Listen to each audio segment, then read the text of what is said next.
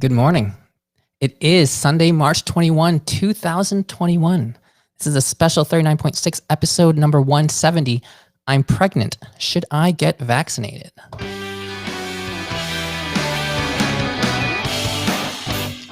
This is 39.6 Facebook and YouTube live finance show that teaches high earners like yourselves how to make your money work for you so you don't have to work for your money. We talk about a lot of things financial, but the most important thing financial is your health. So we're going to do more episodes here about COVID vaccine because this is really a huge financial decision that all Americans really need to make for themselves. And there's been one demographic where I've seen a lot of vaccine hesitancy, which I think is absolutely appropriate.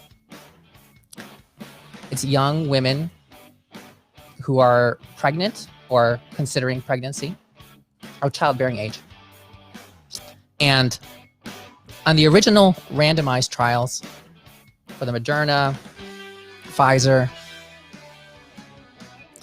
Johnson & Johnson vaccines, people who were pregnant were not eligible for enrollment. So this is an area where we don't really have clinical data. Despite the mRNA vaccination studies having about 70,000 people who were randomized to receiving vaccine versus placebo, we have a lot of data, but not about people who were pregnant. Although there were actually some people in those studies who ended up becoming pregnant during the study, for which we had some data, but we don't really have much, or at least we didn't back in December when the Pfizer vaccine came out, or in January when the Mrna vaccine came out. However, it is now the second day of spring. Actually, it's usually March 21st, which is the first day, but today is actually the second day of spring. And 3 months later, we've had over 120 million Americans receive a vaccine or a shot. So 120 million shots have been injected. And we have now actually a lot of data on people who are pregnant, who have had COVID, as well as people who have been vaccinated for COVID and have been pregnant. So when making clinical decisions, it's always a risk to benefit question. Okay, and this is what I do all day, every day as a cancer physician, is educate patients and their family members about the risks and benefits of a treatment. Okay, and this is going to be a relatively scientific and objective presentation. I know it's really hard to find good information online because most information is political, and then the scientific information is not readily digestible by lay people who are not in the scientific community. So the goal of this is really to be for all those people out there who just want more information so they can understand better and get away from all the politics. Okay, so I'll try to make this all as clear as possible so that it makes sense to all those people who are deciding for themselves. And I had seen a post recently in a Facebook group for people who are interested in getting the vaccine, and somebody's actually, I think, going to have their child next week. And the person said that they had decided before that they were not going to get a vaccine while they were pregnant, and they couldn't wait to have their baby and get the vaccine. And that decision was made. And well, there's a lot more information now than there was before. And, it is actually okay to change your mind based on new information. Okay, back in December, we didn't really have data, but we do now. And this is the struggle with science. We're always finding out new information, and we have to make modifications to our decisions based on the new information that comes out as it comes out. Okay, so it is okay to change your mind based on new information. So please come to this with an open mind.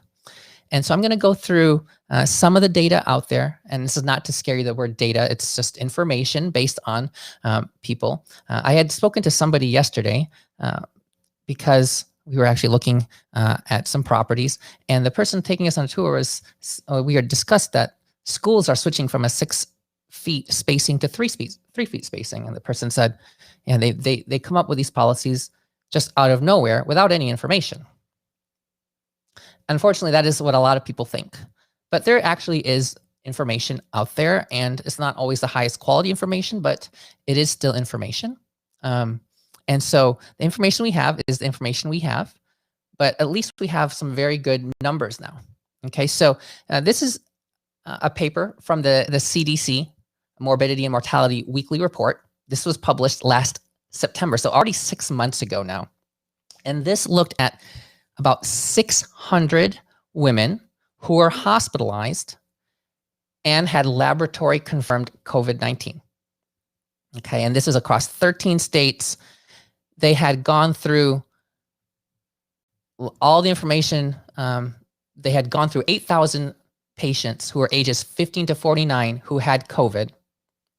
And then 30% of them, they were able to get chart information with or from who had been discharged.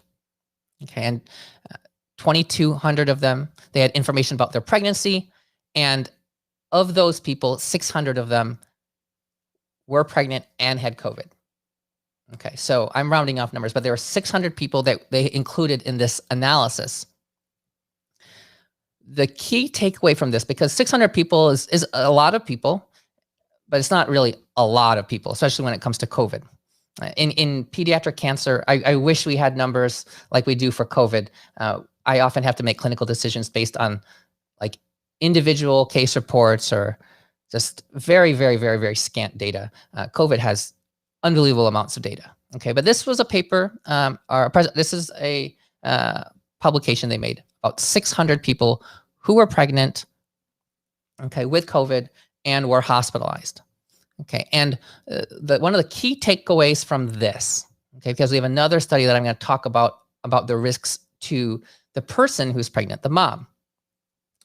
The children, we have a category here called pregnancy outcomes. I know it's a little bit small, but of the people, of the 458 people they had pregnancy outcomes from, one key takeaway is that the amount of people, of the babies who had preterm live birth was 23%. It was 31 out of 134 people who had symptomatic COVID. Okay. Now, of the people who did not have symptomatic COVID, who had COVID based on a test but did not have symptoms, it was 8% had a preterm live birth. That's your baby's born less than 37 weeks. Okay. And so our first child was 37 and 3. Our second child was 35 weeks and change. So she was technically actually definitely preterm. She was a whole month early. Okay. So this is something that's very important to me. We're also pregnant with our number 3. And as we've gotten earlier and earlier, I'm definitely concerned that we might have one at 33 weeks or so, because it was 37 and change, 35 and change, and maybe 33 the next time, who knows? But preterm live birth, less than 37-week gestational age, it was about 13% in all of the people who had COVID, and it was 23% in those who had symptoms and 8% in those who did not. Okay, so if you have symptomatic COVID, based on this, the likelihood of having a preterm live birth is pretty high. Okay, in terms of having a loss of your pregnancy, which is how they use the term, and I don't want to be insensitive to people who have lost children, but this is the term they use here. This could be a miscarriage, it could be a stillbirth, I believe, or at least this definitely includes miscarriage. So 2.2% of people who had COVID had a loss of their pregnancy, 5% in those who had symptomatic COVID, and 1% or 0.9%. So that's 5 out of 100 or 1 out of 20 people with symptomatic COVID had lost a pregnancy. And they break it down less than 20 weeks or more than 20 weeks gestational age, and it was even across the two. Okay, but then they say in hospital newborn death, 2 out of 134, so 1.5% in those who had symptomatic COVID, and nobody who had asymptomatic COVID had an in-hospital newborn death. Okay, and this the loss of a child, they categorize as pregnancy losses might include spontaneous abortions or miscarriages, therapeutic abortion, or stillbirth. So yes, it included stillbirth. Okay, so, but preterm live birth, there was good numbers on this, and definitely provides some data that there is a higher likelihood of having an earlier delivery. And earlier deliveries, children have higher risks. Okay, so that was the first big study here with 600 people. Now, they published a couple, about a month and a half later in November, characteristics of symptomatic women of reproductive age with laboratory confirmed SARS-CoV-2, COVID infection by pregnancy status. So comparing people who are pregnant versus people who are not pregnant. Okay, these are people, women ages 15 to 44. And the key takeaway from this is if you had symptomatic COVID, you are at significantly higher risk as the mother for a number of other things. So they looked at a number of potential outcomes, and they broke it down to ICU admission, which was 3 times higher if you were pregnant versus those who are not pregnant. Ventilation, needing to be put on a ventilator, that was almost 3 times higher as well. Needing a heart-lung bypass, an ECMO machine, was about 2.5 times higher. And the likelihood of dying was 1.7 times higher. Okay, so this information showed that being pregnant as a mother makes you higher risk than the same person who is not pregnant, because they balanced it for all of the other features, race, age, etc. Now, the overall numbers were not super high. So for example, getting admitted to the ICU, it was 10.5 people per 1,000 versus 3.9 people per 1,000. So that's like 1% versus 0.4%. So it's not super high in raw numbers, but it does show that it is significantly higher than the people who did not have, who are not pregnant. So about 3 times higher risk of being in the ICU and being put on a ventilator, 2.5 times more likely to be put on heart-lung bypass, okay, and 1.7 times more likely to die. It was 1.5 per 1,000 versus 1.2 per 1,000. Okay, and this was 400,000 women they had looked at. 24,000 of them, or 23,000 of them, were pregnant, symptomatic COVID with laboratory confirmed COVID. So this was 23,000 people, incredible number of people for whom we have this information on. Okay, and this went from from January through October.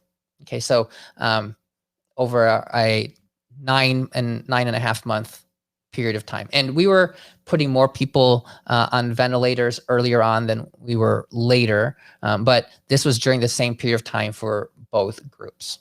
Okay, so the first study showed that the baby is at higher risk of being born preterm and more risk of potentially pregnancy loss, potentially. And the second one showed that the mother is at higher risk if they get COVID. Okay, so those are the risks. Okay, so whenever we discuss anything, it's again about the risks versus the benefit. Okay, now that's the risk of COVID. Okay, as opposed to the risks of vaccine, which we're going to get to. But those are the risks of COVID to the mom, risks of COVID to the baby. And there have been some cases actually of babies being born who are tested after they are born within a number of days and tested positive for COVID, whose mothers also tested positive for COVID. It was not a high percentage, and we don't know if they necessarily had COVID from the mother directly, like in utero, or if after they were born, they acquired COVID from the mom or somebody else. So we don't know for sure if it was done through the blood directly. But those percentages were still actually relatively low and not many cases. Okay, but we do know that COVID is a risk factor for people who are pregnant, and it is a risk factor for the child. Okay. There's also a paper that came out of China. This is one of the early papers. I read this one back in March or April of last year from China. And we know that children in general, as a total group, are at lower risk of having symptomatic or severe COVID, being hospitalized or dying from COVID. That is true. And we also think they're less likely to spread it.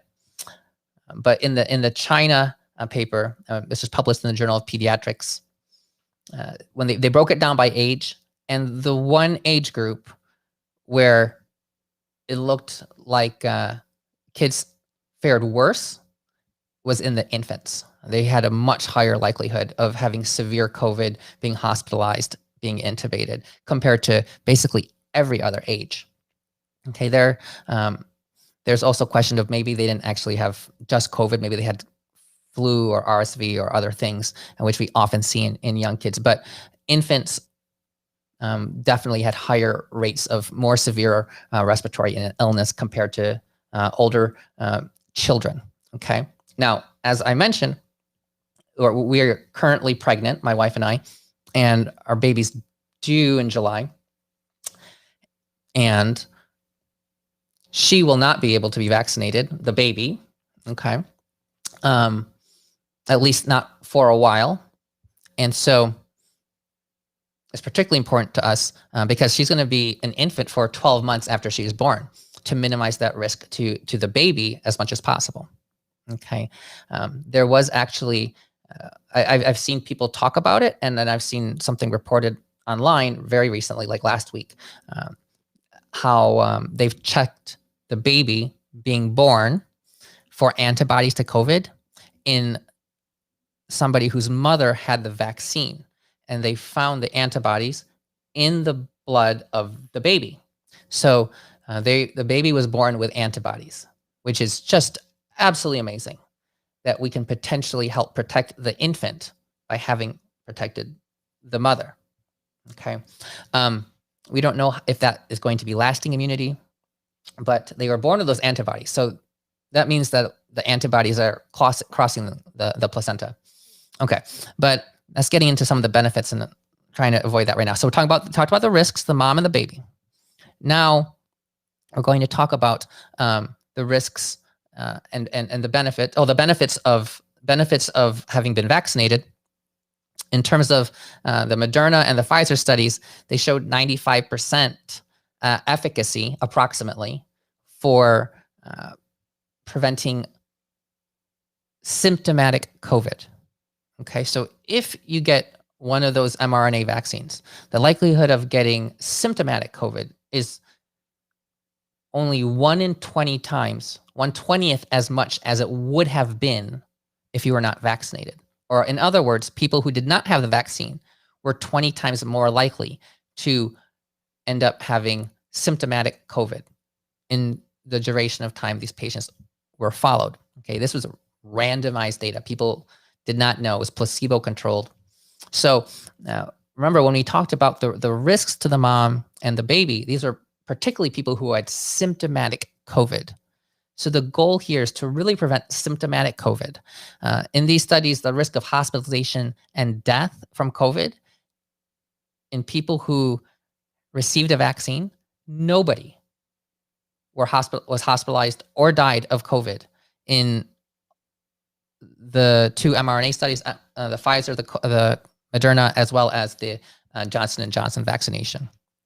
Okay, so if you can prevent getting severe COVID or symptomatic COVID, your risk as a mom and the risk to the baby should be much lower. Okay, now the risks of the vaccine itself. Okay, I've just talked about the benefits of the vaccine, or talk about the risks of the vaccine. Okay, so this is huge. Okay, the CDC just reported this a few weeks ago. They reported an update on the safety of the vaccine in pregnancy. Okay, so this was something, this was published at the beginning of March. I'm going to change my graphic here so you can see it a little better. And this is just incredibly exciting. Okay, so COVID-19 vaccine safety in pregnancy. So first of all, there is this thing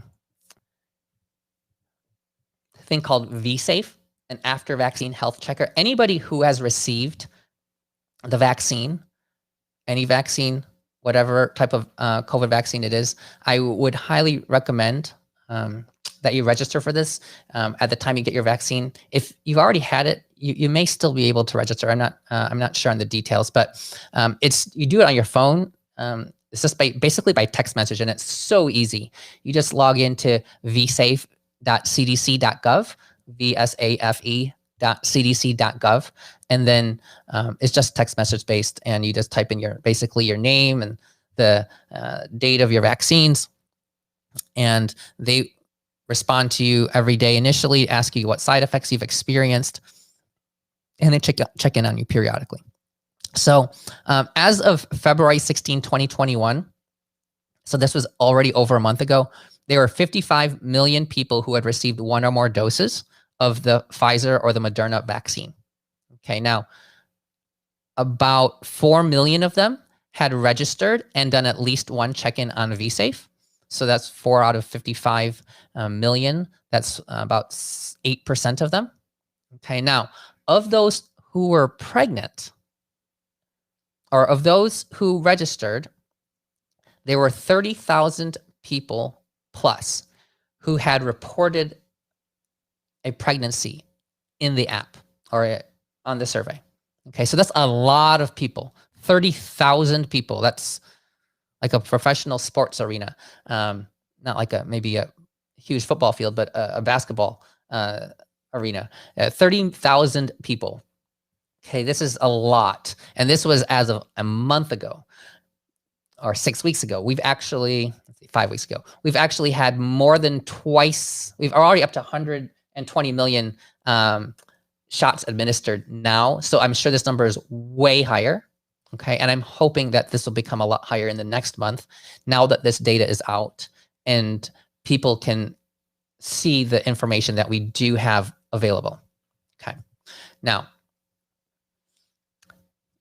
they asked people, okay, so people, this is day one post-vaccination local reactions in people who are pregnant and people who are not pregnant.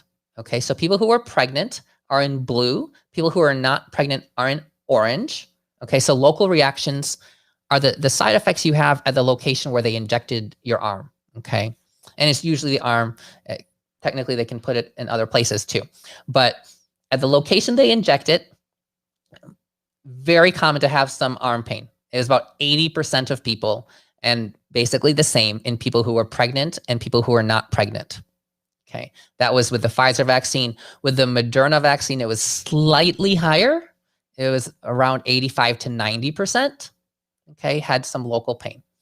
Okay, swelling, redness, and itching were all very low. If you notice, comparing the Pfizer vaccine, which is on the top left, to the Mrna vaccine, which is on the top right, the side effects are slightly higher reported on the Mrna vaccine between dose 1 Pfizer and dose 1 Mrna, but they're still relatively low. Swelling was less than 20% in Mrna and less than 10% in Pfizer. Okay, a little bit of redness and a little bit of itching. Now, for Pfizer, we have some data on dose number 2. For Mrna, we don't have data on dose number 2 side effects as of this time because they were using data they had acquired through January 13. And because it takes a while to compile the data, and the Mrna vaccine did not come out until later after the Pfizer one did, and the Mrna vaccine requires 4 weeks between the 2 doses. So we don't actually have dose 2 side effects in here, okay? But the side effect profile also, it was a little bit higher in dose 1 compared to Pfizer, also a little bit higher in dose 2 compared to Pfizer, but still acceptably low given, again, the risks. but it's much more common to have some, well, not much more, but a little bit more common to have some arm pain after dose 2. Swelling, again, low amount. Redness and itching were very low. Okay. It's the systemic side effects that I was trying to say are significantly higher after the first dose on the second shot, which I think a lot of people who've spoken to other people now know. So when we look at the systemic side effects, we look at feeling fatigue, feeling headache, feeling myalgias, which are muscle aches, okay, chills, nausea, or fever. Okay, and if you look at Pfizer on the top left and Moderna on the top right, on dose 1, fatigue, headache, myalgia, about 20% for dose 1 with Pfizer, and a little bit over 20% for Moderna. So everything on the Moderna is just a little bit more than it is on the Pfizer vaccine, but still all relatively quite low. And the second dose systemic side effects, I'm going to take off my label here because it's blocking it. Let's see if I can take it off. Take off the title. 1 second. Okay, hide. There we go. Okay, so Pfizer dose 2, fatigue 60%, headaches about 50%, muscle aches about 50%, chills around 30%, nausea about 20%, fever about 30%. And those were the Pfizer numbers. And the key here is to compare people who were pregnant versus not pregnant to see if they have more symptoms, more side effects, or less side effects.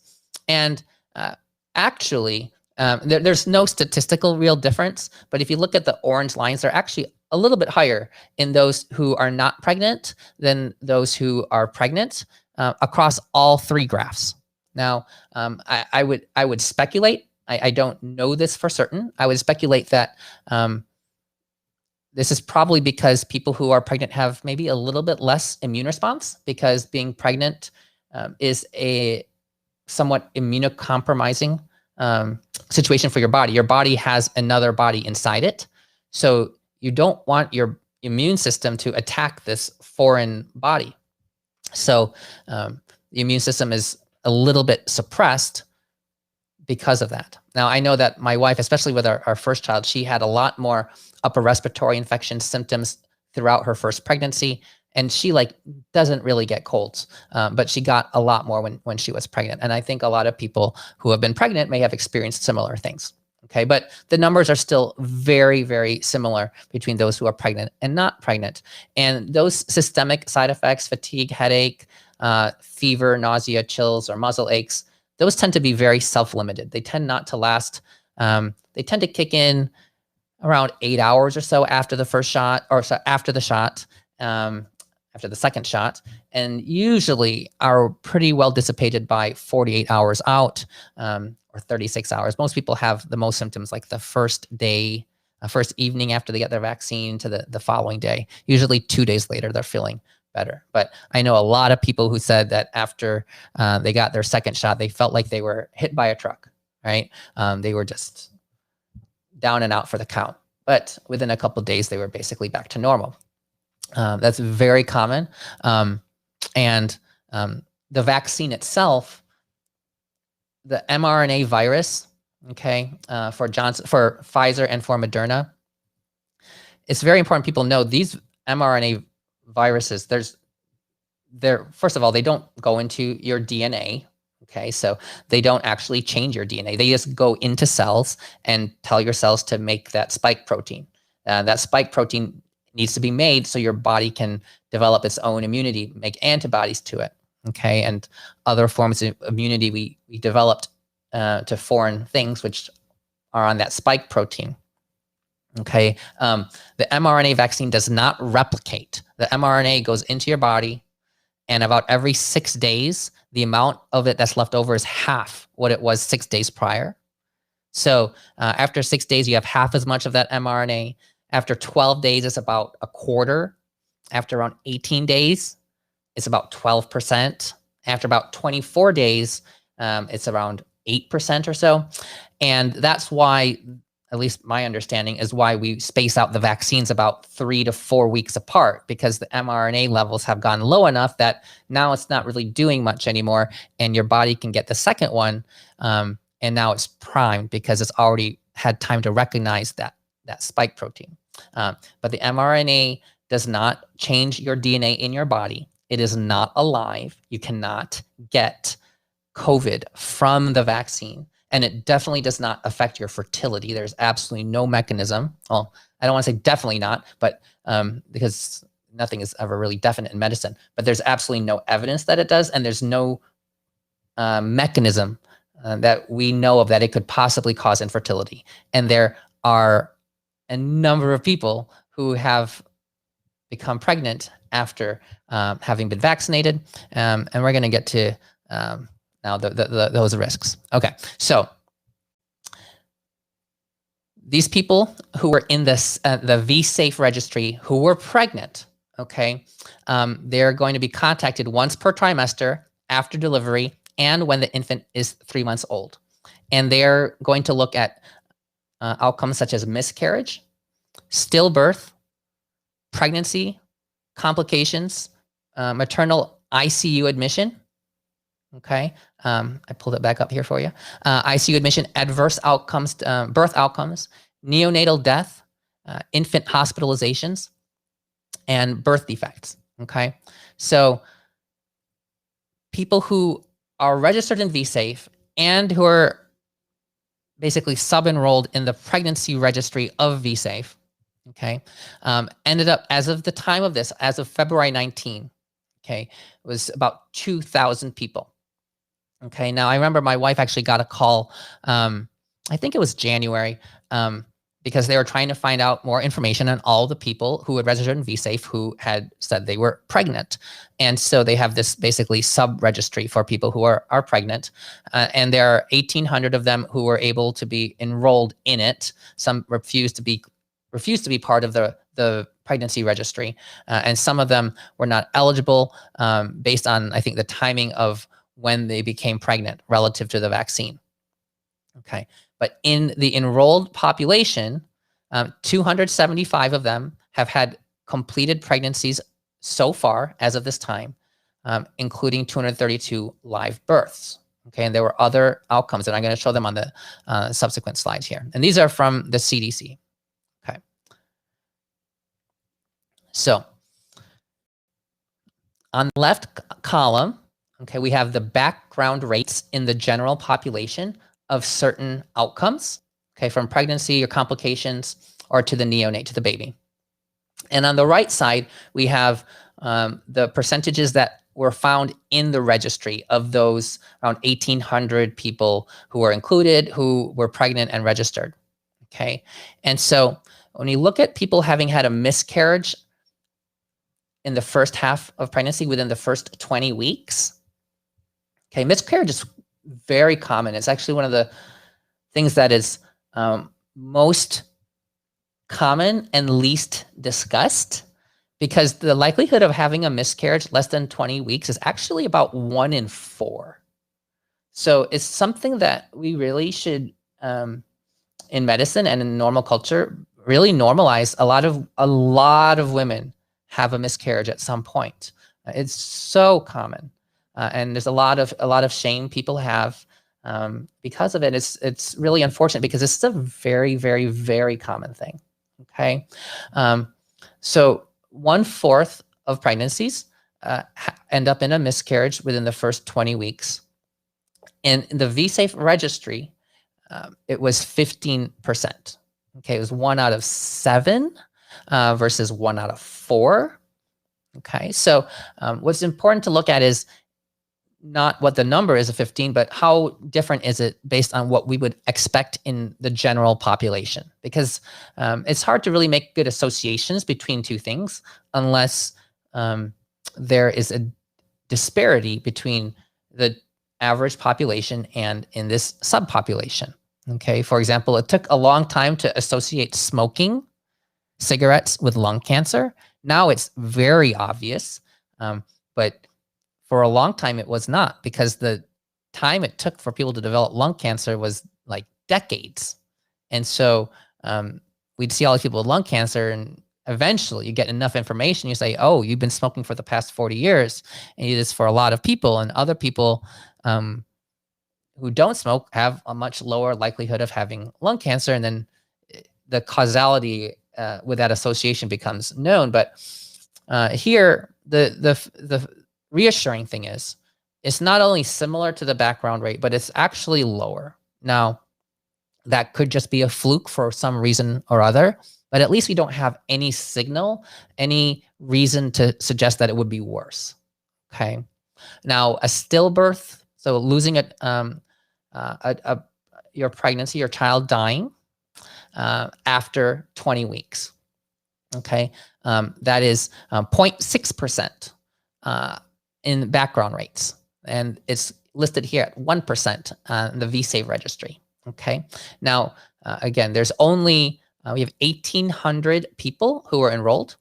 Okay. So this is probably, and so they listed as 1%. I don't know why they didn't use they didn't use a decimal point to see if it's more than 1 or less than 1. They kind of rounded it off to 1.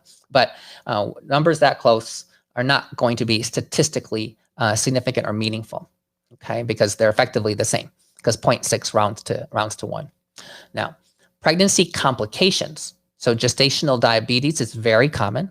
When you're pregnant, you get fasting blood glucose levels and the glucose tolerance test, if applicable. And it was 10% in the people who had the vaccine, and 7 to 14% in the regular background rate of people who don't get the vaccine.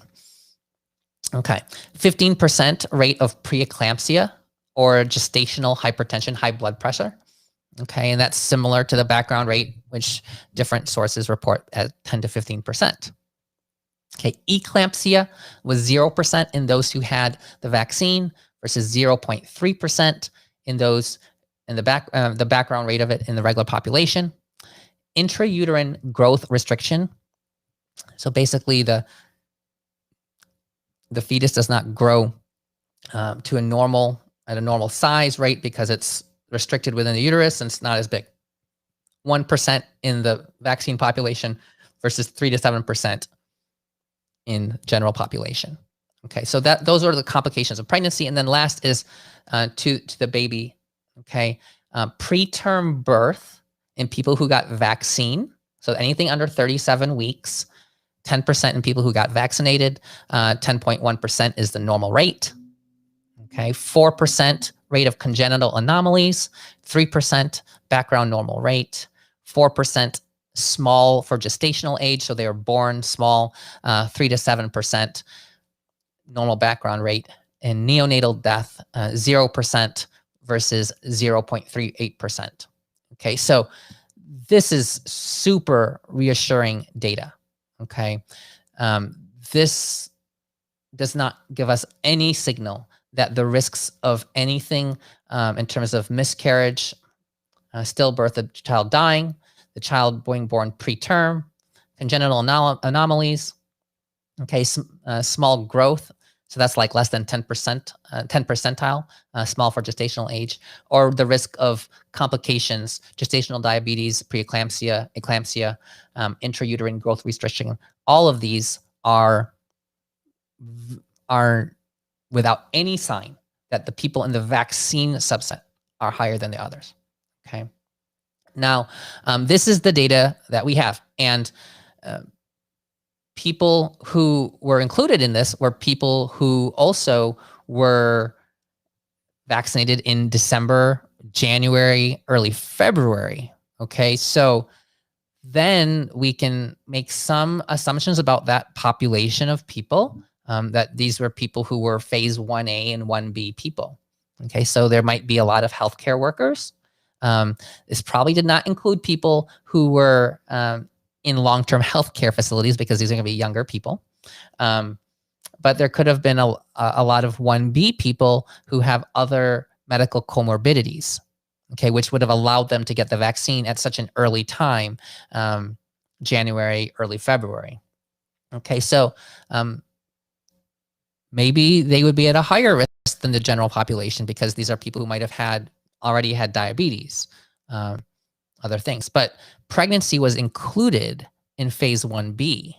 And so pregnancy by itself allowed people to get access at least it was recommended by the CDC to be included in the high-risk population phase 1B. And so these people potentially got it just because they were pregnant. Okay, so we don't really know all the information, but it's still 1,800 people. Okay, now the sources for all of that data for the background rates are included here. And these are some of the breakdowns of those characteristics of the people. So the average or the median age, so half of the people who were included in this, who got the vaccine and were found to be pregnant or told, notified CDC that they were pregnant. The median age was 33. Half of them were basically below 33, half of them were above 33, anywhere between the ages of 16 and 51. Okay, the median gestational age when they were vaccinated was 13 weeks. So half of them were vaccinated earlier than week 13, half of them were vaccinated later than week 13. Okay, now 51% of them were vaccinated during their first trimester, 31% were vaccinated during their second trimester, and 19% were vaccinated during their third trimester. Okay, most of these were Pfizer because the data was so early, so that was 2/3, and 1/3 of them were the Mrna vaccine. Okay, the total adverse events that people reported. Okay, so this is just whatever the reports are, and this is to VAERS, VAERS, which is kind of a separate thing the CDC has for reporting adverse events. Okay, this is not a comparison to the background rates, but just the total, every single thing that was reported. The most common things were those that were not related to pregnancy: headache, fatigue, chills, pain, nausea, dizziness, injection at the pain site, injection at the site, pain at the injection site, and redness at the injection site. Okay, so those were by far the most common. That was in everybody. But the ones that were pregnancy specific, 29 people had reported a spontaneous abortion or miscarriage. So the child died unfortunately early. 3 people had reported premature rupture of membranes, 2 fetal high drops, 1 neonatal death in a 22-week preterm birth, 1 premature delivery, 1 gestational diabetes, 1 vaginal bleeding, 1 stillbirth, 1 shortened cervix, 1 leakage of amniotic fluid, and 1 calcified placenta. So these were reported to VAERS, which is a separate separate system, but these are just those reports. Okay. Okay, so I'm going to make a link to this information.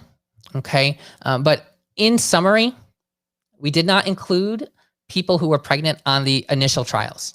Okay, but more than 30,000 people who are pregnant have registered in VSafe. Okay, we did not notice any significant difference in the reactogenicity. Okay, like how reactive people's immune systems are to the vaccine. Okay, and the adverse events, the side effects associated with people who are pregnant. Okay, so there was not a signal that the vaccine is a higher risk, is not more dangerous if you're pregnant than if you're not pregnant. Okay, most of the side effects that they reported, 73% of them, were not related to pregnancy at all. They were general, local, and systemic side effects, which everybody basically in the general population receiving the vaccine reports. Okay, the most common reported pregnancy-related adverse event was a miscarriage, and those numbers were all within the known background rates of the general population. Okay, so as of February, there were 75 million vaccine doses administered in the United States through the end of February, and now it's over 120 million. Okay, and there are no signs that this is significantly more dangerous, okay, than people who are pregnant than not pregnant. Okay, overall, the profiles of the mRNA vaccines overall in all the people is that this is a safe vaccination. Okay, the rates of anaphylaxis between the vaccines are so unbelievably low. It's like 2.5 and 5 out of a million. Okay. Unbelievably low rates of anaphylaxis. Okay. No other safety signals for serious adverse events have been detected by VAERS. And no unexpected pregnancy or infant outcomes observed related to COVID-19 vaccination during pregnancy. Okay. If you are pregnant, please, please, please, if you get vaccinated, fill out the vSafe form, vsafe.cdc.gov. Okay, it's so easy. It's so easy. I wish more things in healthcare were this easy, because more people would actually, it'd be easier to track people. Okay, and we'd have a lot higher compliance with people doing it. A lot of places I've gone to haven't really advertised this, and I think it's important that we do more advertising of this. I personally have told most of my coworkers I know who've gotten the vaccine, but please spread the word about this, because this is so helpful, because there are so many people out there who want more information before making their own decision. Okay, and I 100% respect that. We've had randomized trials of tens of thousands of people showing safety, and now we have reports from people who are pregnant, were pregnant when they were vaccinated, and thousands of people. I'm sure it's multiple times more now, end of March, than it was in the middle of February. But hopefully that will go up a lot more in the next upcoming months. Pregnancy is still considered a phase 1B indication by the CDC. So if you are pregnant and you are interested in getting the vaccination, you should be able to get registered somewhere. A lot of places, it's more difficult than a lot of other places. If you're in a big metropolis, the proportion of people wanting the vaccination to the proportion of people, a proportion of vaccines available, at least here in North Texas, is lower than it is when you go to the smaller towns. If you go out like an hour to 2 hours away from the metroplex or metro area, there tend to be lower proportions of people who are interested, at least compared to the amount of vaccine they have available. So I've seen, and I know a lot of people who've been able to schedule appointments at counties like 2 hours away, like in North Texas, you can go out to, they had a lot in Abilene this week. Pfizer vaccines that they expire relatively quickly, they need to get rid of. They still might be needing to use these up. Over in Paris, Texas, Lamar County, down in Corsicana, Texas, about 2 hours south of Dallas, maybe a little less than that. Hill County, not sure exactly where that is, but a lot of people are able to get vaccines there. And then in Oklahoma, South Oklahoma, through Choctaw Nation, they are vaccinating anybody, regardless if you're phase 1A, 1B, or 1C. That's how it was over in Abilene this past few days, because they have so much vaccine, they need to use it before it expires. So, but if you're phase 1B and you're willing to drive, let's say an hour and a half to 2 hours, you're likely able to get a vaccination somewhere, if you're in a location where there's vaccines available. I saw a picture of certain states doing vaccines for people who are pregnant and other states not.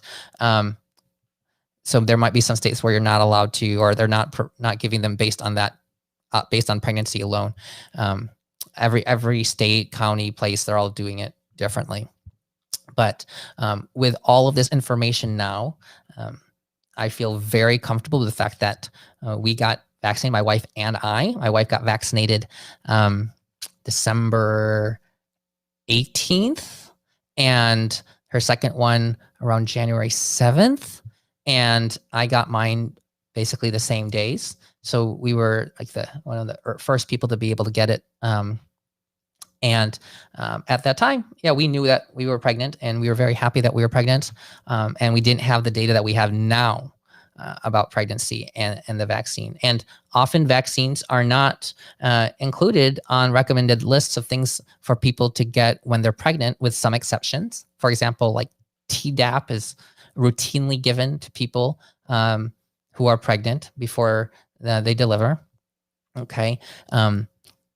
Often not vaccinating people who are pregnant is because of unknown risks, and because there is potentially not just risk to the mom, but also risk to the baby. So there's two, but there's also potential benefit to both the mother and the baby, right? And so in this situation, and with knowledge that COVID puts moms and babies at higher risk, and also data that infants are at higher risk compared to other kids. When you get one vaccine as a pregnant mom, you are protecting two people.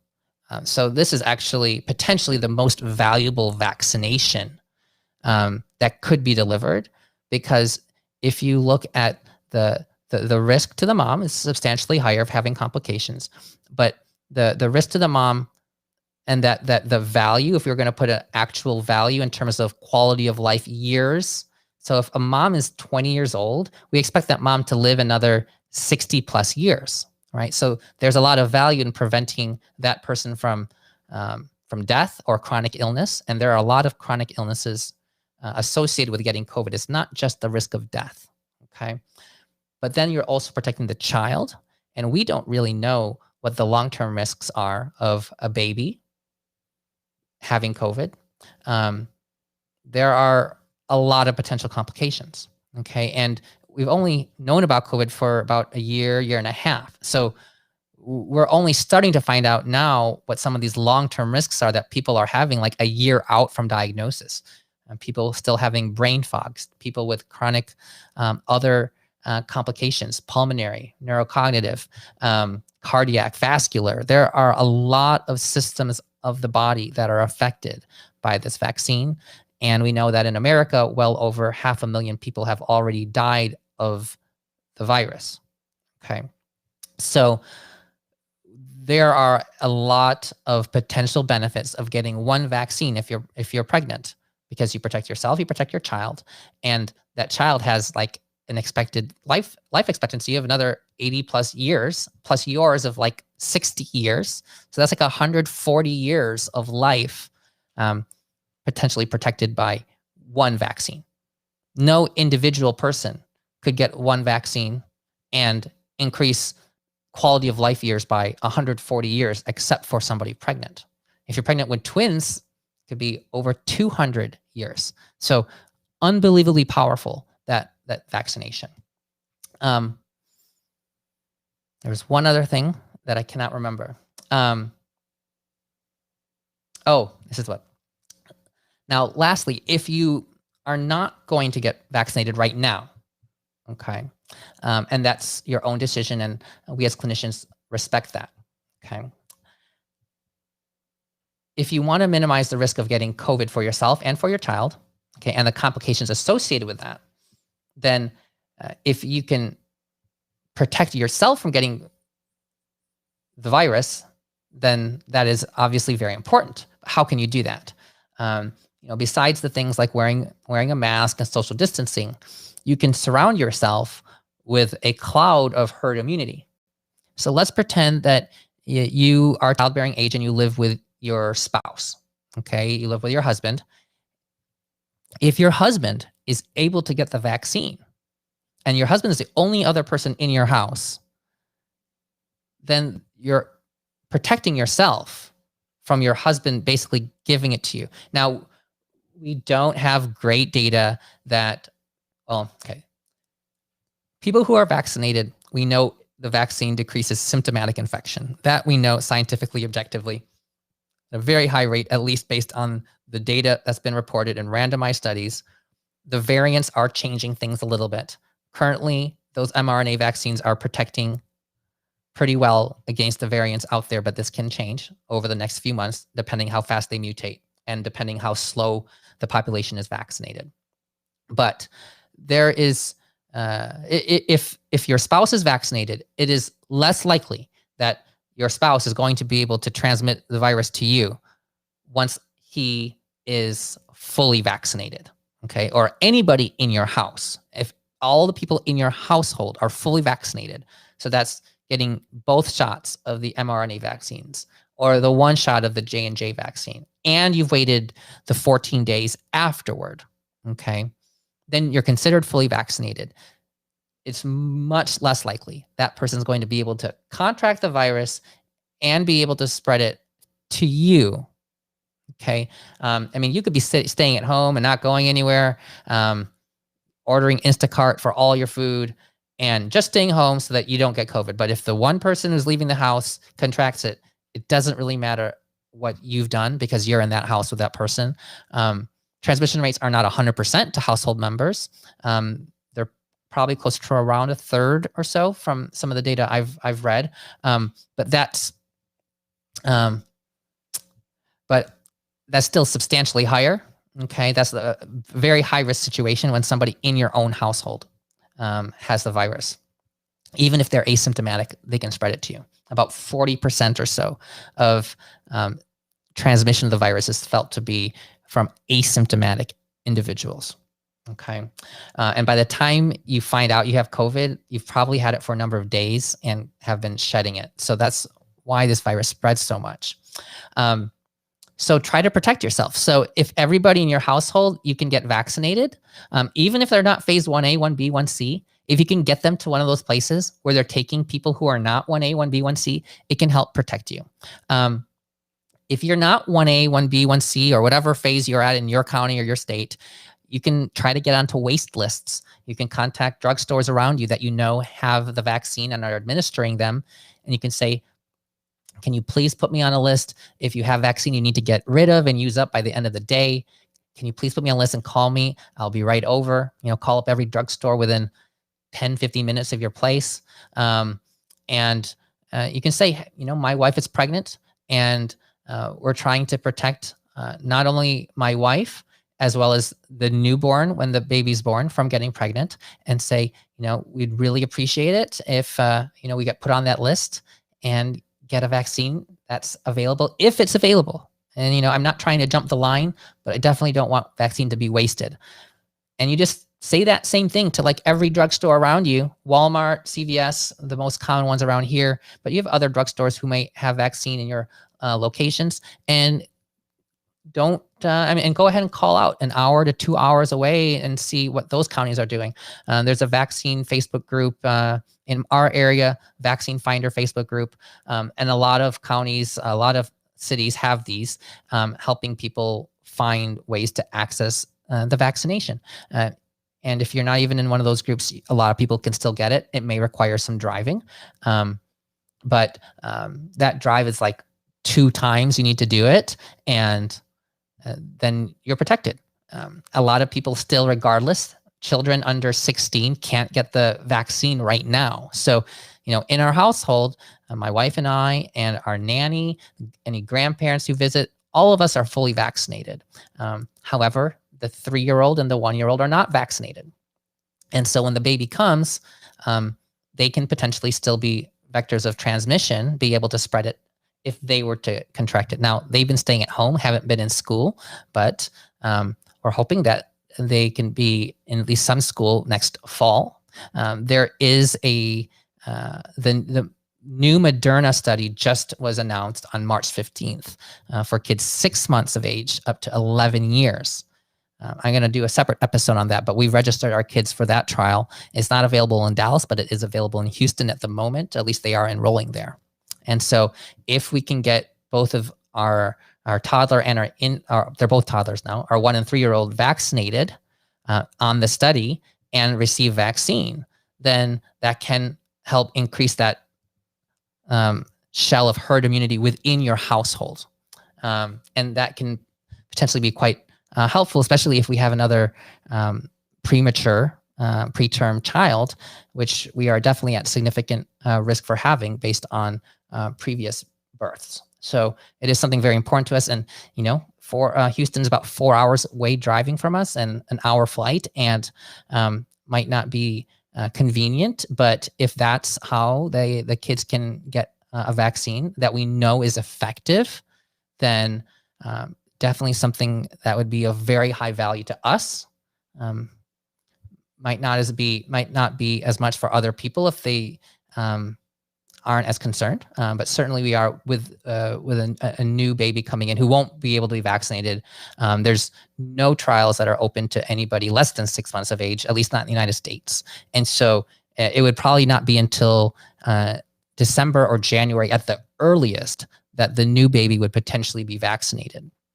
So we would have a number of months there where she would be at risk. And we really want our kids to be able to go to school and not also put themselves at risk, but also the new baby. So that was a long episode. I appreciate everybody for coming. And I'm looking at the chat real quick. All right. I think I've covered everything. And okay, Vina wants to say that important note that VAERS, VAERS, is self-reported. Yes, it is self-reported. Okay, so that's a whole hour episode.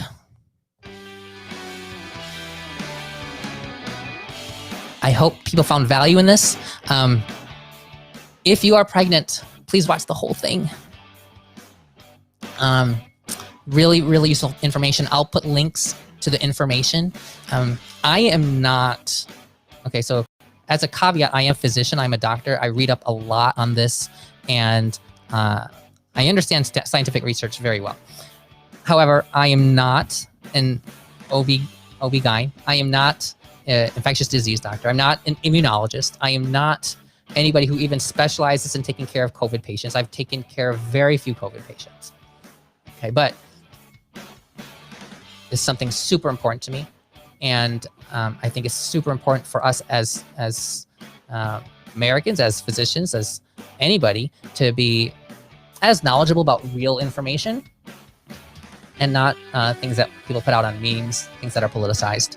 So enjoy until the next episode. Have a great Sunday.